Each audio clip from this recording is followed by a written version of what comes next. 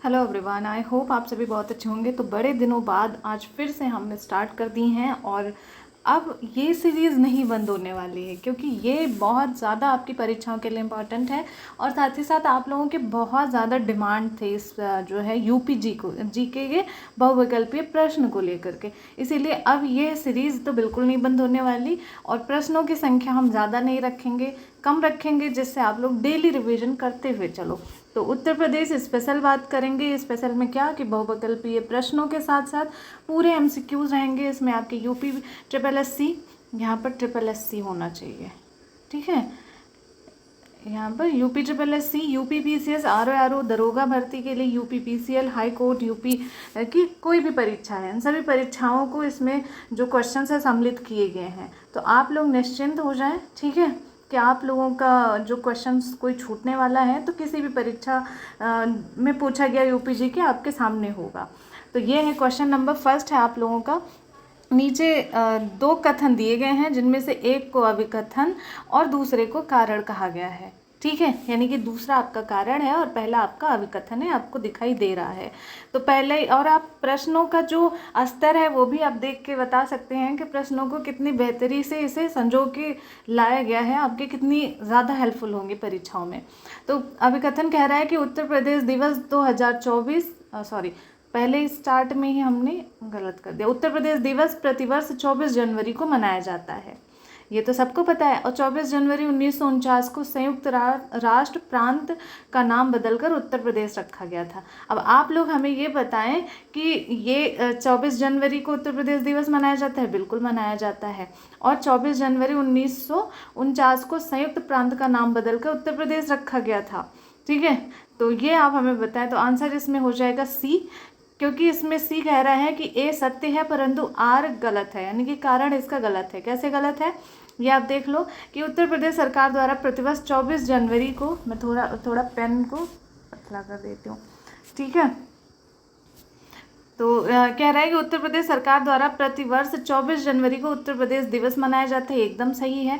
दूसरा आपका कह रहा है कि इनका पूर्व नाम संयुक्त प्रांत था, जिसे 24 जनवरी 1950 को बदलकर उत्तर प्रदेश कर दिया गया था। तो यहाँ पर 1949 दिया हुआ है और आपके जो क्वेश्चन में क्या आंसर क्या है, वह आपका 1950 है, ठीक है। तो ये चीज़ याद रखिएगा। तो 1950 में से उत्तर प्रदेश किया गया था। साथ ही साथ उत्तर प्रदेश जो आपका 24 जनवरी को मनाया जाता है, ये 2018 से लागू किया गया है, यानी कि पहली बार 2018 में उत्तर प्रदेश दिवस मनाया गया। तो आंसर सी आपका एकदम सही हो जाएगा। आंसर आपने इसमें देख ही लिया। उत्तर प्रदेश के नेपाल के साथ सीमा के संबंध में सही कथन की पहचान करें। उत्तर प्रदेश के 8 जिले नेपाल के साथ सीमा साझा करते हैं, ठीक, या फिर 8 जिले करते हैं, या फिर बस्ती जनपद नेपाल के साथ सीमा साझा करता है। तो आप अगर सीमा साझा जानते हो तो आप यहाँ पर नेपाल है, ठीक है, ये मान लो नेपाल है, तो यहाँ से आप शुरू करोगे, यहाँ लास्ट तक चलोगे।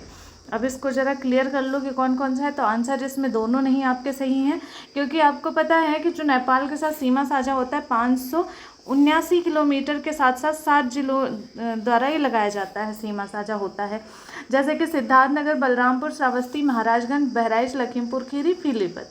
अब आप मनो इधर से स्टार्ट कर दो, मनो इधर से स्टार्ट कर दो। तो अगर आप पश्चिम से शुरू करोगे, पश्चिम से पूर्व होते हुए जाओगे, तो हम आपको बताते हैं, पहले पीलीभीत है, फिर लखीमपुर खीरी है, बहराइच है, उसके बाद जो है बहराइच के पास श्रावस्ती, बलरामपुर, सिद्धार्थनगर, महाराजगंज, कुछ इस तरह से आपका बॉर्डर लगता है। तो आप में इसमें कहीं भी बस्ती की बात नहीं की गई है। तो 7 जिलों के साथ ये है। प्रदेश में बस्ती एवं कुशीनगर जिला नेपाल के साथ सीमा साझा नहीं करता है, ये चीज़ याद रखिएगा।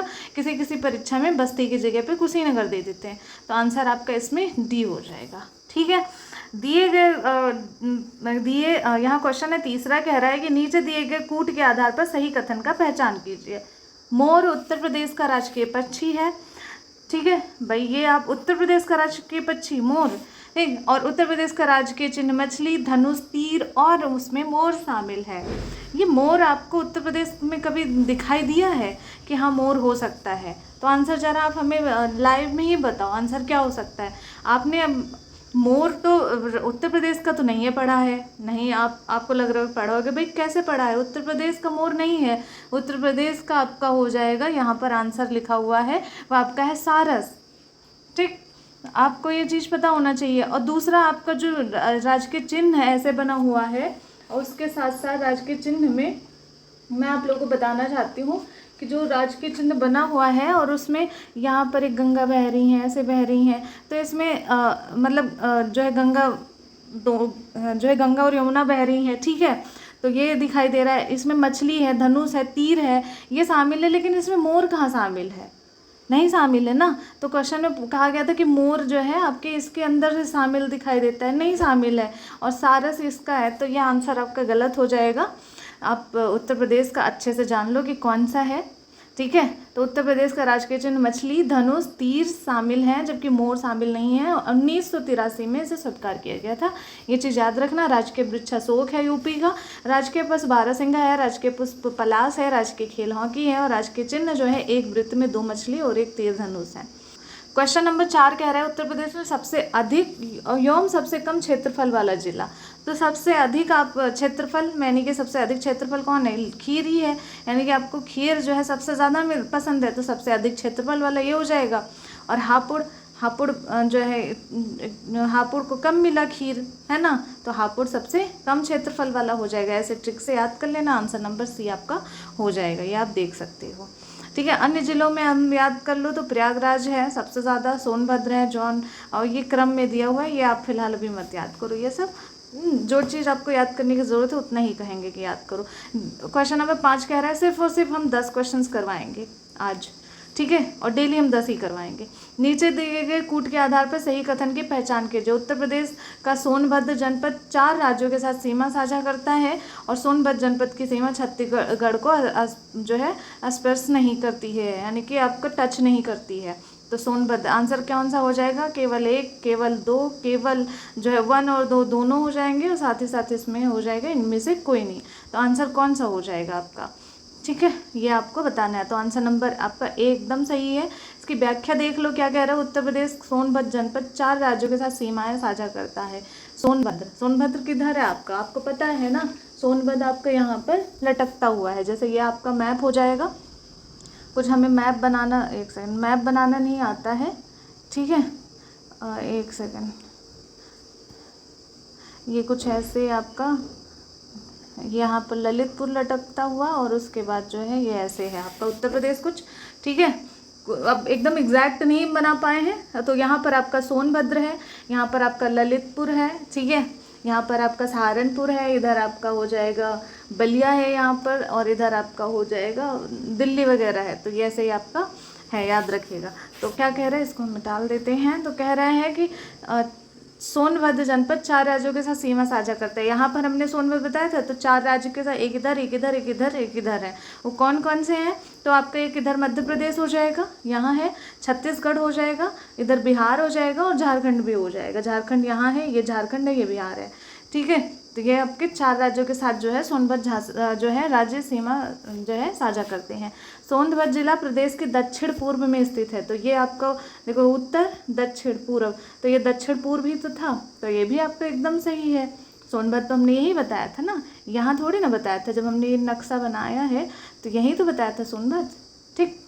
तो ये हो जाएगा दक्षिण पूर्व में स्थित है, एकदम सही है। उसके बाद ये मध्य प्रदेश सिंगरौली जनपद, छत्तीसगढ़ के कोरिया और सरगुजा जनपद, बिहार के कैमूर, रोहतास जनपद, और झारखंड के गढ़वा जनपद को स्पर्श करती है। ये इंपॉर्टेंट है, झारखंड का गढ़वा जनपद, ये पूछा गया है, ये जरूर याद रखना, ठीक है। तो झारखंड का गढ़वा जनपद जो है ये आपका सोनभद्र से स्पर्श करता है, ठीक। अब एक और पॉइंट है कि आप याद रखिएगा, ये है आपका 6वां क्वेश्चन। देख लो कि क्या कह रहा है कि उत्तर प्रदेश से संबंधित प्रतीक के संबंध में विचार कीजिए। चलो आज हम जो है 6 क्वेश्चंस रखते हैं, उसके बाद नेक्स्ट हम फिर से आगे ऐसे ही डिस्कस करते रहेंगे अच्छे अच्छे क्वेश्चंस के साथ।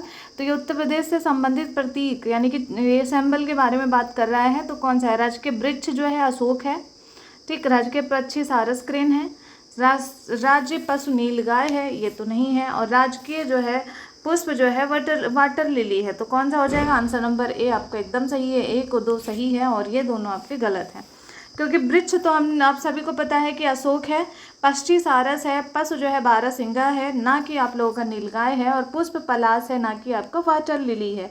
तो ये आप याद रखिएगा, ठीक है। तो ये यूपी की जो है सिंबल हो गए जो कि आपको याद रखना है। अब हम क्वेश्चंस बात करेंगे, ये नेक्स्ट आगे जो कि हम कल से 7वें क्वेश्चन से डिस्कस करना शुरू करेंगे, ठीक है। आप लोगों के जैसे रिस्पॉन्स रहेंगे वैसे ही, और फिलहाल आप लोग रिस्पॉन्स दें या ना दें, ये सीरीज़ बंद होने वाली नहीं है, ये कंटिन्यू अब चलेगी, क्योंकि बहुत बेहतरीन ये सीरीज़ है और आपका बहुत अच्छा रिवीजन होने वाला है इससे। तो चलो हम फिर मिलते हैं नेक्स्ट कल क्वेश्चन नंबर 7 से। तब तक के लिए आप लोग अपनी राय ज़रूर देना, और पढ़ते हुए चलो, UPSSC की कोई भी परीक्षा हो भैया, ये रामबाण है, आप ये ज़रूर लगाना। तो चलो फिर मिलते हैं, तब तक के लिए जय हिंद।